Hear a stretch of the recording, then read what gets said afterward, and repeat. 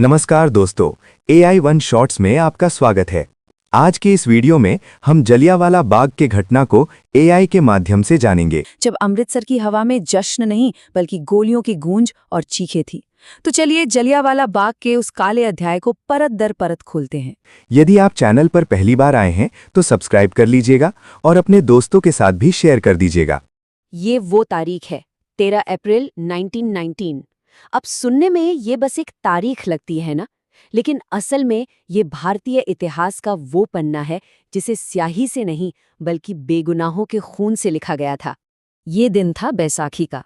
चारों तरफ फसल कटने की खुशी थी, नए साल का जश्न था। अमृतसर की गलियों में ढोल की थाप और लोगों का शोर गूंज रहा था। मतलब माहौल में एक उम्मीद थी, एक उत्सव था। पर किसे पता था कि ये सारी खुशियां बस कुछ ही घंटों में मातम में बदलने वाली थीं। बैसाखी का मतलब सिर्फ एक त्योहार नहीं होता, ये एक मौका होता है सबके एक साथ जुटने का। दूर दूर से लोग अमृतसर आते थे, स्वर्ण मंदिर में मत्था टेकते थे, मेले में शामिल होते थे। ये एकता और भाईचारे का दिन था। पर उसी साल इसी दिन को जैसे नफरत की नजर लग गई। लेकिन इस जश्न के माहौल के ठीक नीचे एक लावा खौल रहा था। ये गुस्सा था ब्रिटिश हुकूमत के खिलाफ, जिसने कुछ ही समय पहले एक ऐसा कानून पास किया था जो भारतीयों के आत्मसम्मान पर एक सीधा हमला था। इस कानून का नाम था रॉलेट एक्ट और लोग इसे काला कानून कहते थे। क्यों? जरा सोचकर देखिए। ये एक ऐसा हथियार था जो ब्रिटिश सरकार को, किसी भी भारतीय को, सिर्फ शक के आधार पर, बिना वकील, बिना दलील, बिना किसी सुनवाई के सालों के लिए जेल में डालने की ताकत देता था। मतलब ये कानून तो इंसाफ के हर उसूल के ही खिलाफ था। इसने भारतीयों से उनकी आवाज, उनके अधिकार, सब कुछ छीन लिया था। और इसी अन्याय के खिलाफ गांधी जी के नेतृत्व में पूरे देश में शांति से विरोध की एक लहर उठ रही थी। और इसी विरोध की एक कड़ी अमृतसर में भी जुड़ रही थी। बैसाखी मनाने आए लोगों के साथ साथ कई लोग इस काले कानून के खिलाफ आवाज उठाने के लिए एक बाग में इकट्ठा हो रहे थे। सभा पूरी तरह से शांतिपूर्ण थी, पर उन्हें अंदाजा भी नहीं था कि मौत उन पर नजर रखे हुए है। ये जगह थी अमृतसर का जलियांवाला बाग। सोचिए, एक ऐसा मैदान जो चारों तरफ से ऊंची ऊंची दीवारों से घिरा हो और आने जाने का सिर्फ एक पतला सा रास्ता हो। उस दिन ये बाग हजारों लोगों से खचाखच भरा था। बच्चे, औरतें, बूढ़े, सब लोग अपनी ही किस्मत से बेखबर थे। और यहाँ एक जरूरी बात समझनी होगी, उस भीड़ में हर कोई आंदोलन करने नहीं आया था। एक तरफ वो परिवार थे जो बस बैसाखी का मेला देखने घूमने आए थे, और दूसरी तरफ वो लोग थे जो शांति से अपनी बात रखना चाहते थे। मासूमियत और मकसद दोनों एक ही जगह पर मौजूद थे।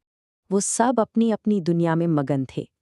बच्चों की खिलखिलाहट थी, नेताओं के भाषणों की आवाज थी। किसी को भी इस बात का इल्म नहीं था कि बस कुछ ही पलों में इन सभी आवाजों को गोलियों की भयानक गूंज हमेशा के लिए खामोश करने वाली है। और फिर वो आया, British brigadier general Reginald Dyer. अपने 90 सैनिकों के साथ वो उस बाग के अकेले रास्ते पर आके खड़ा हो गया।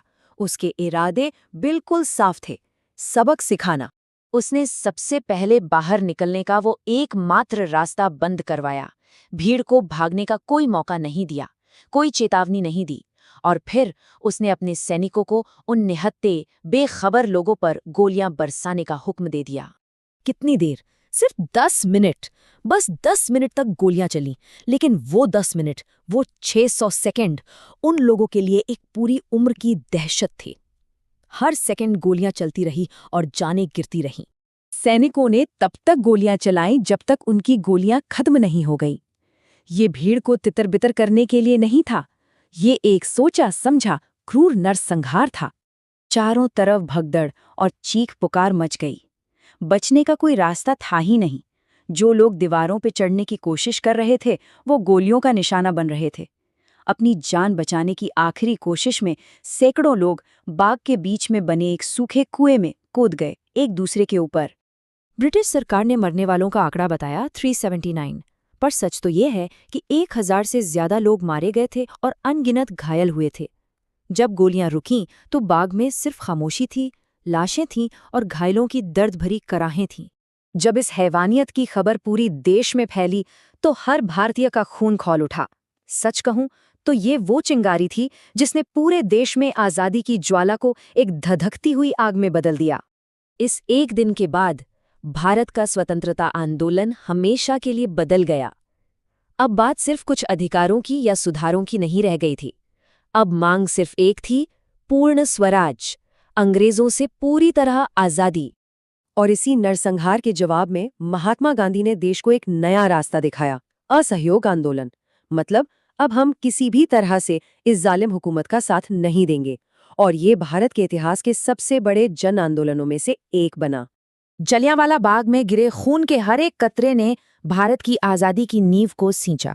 वो सिर्फ एक भीड़ नहीं थे, वो हमारे स्वतंत्रता संग्राम के वो शहीद थे जिनकी कुर्बानी को कभी भी भुलाया नहीं जा सकता। आज उसी बाग में एक स्मारक बना है, जो सिर्फ एक इमारत नहीं है। ये गवाह है उस दिन की क्रूरता का और उन बेगुनाहों के बलिदान का। इसकी दीवारों पर लगे गोलियों के निशान आज भी उस दर्द की कहानी कहते हैं। इसीलिए जलियांवाला बाग सिर्फ इतिहास का एक पन्ना नहीं है, ये एक चेतावनी है, एक सबक है।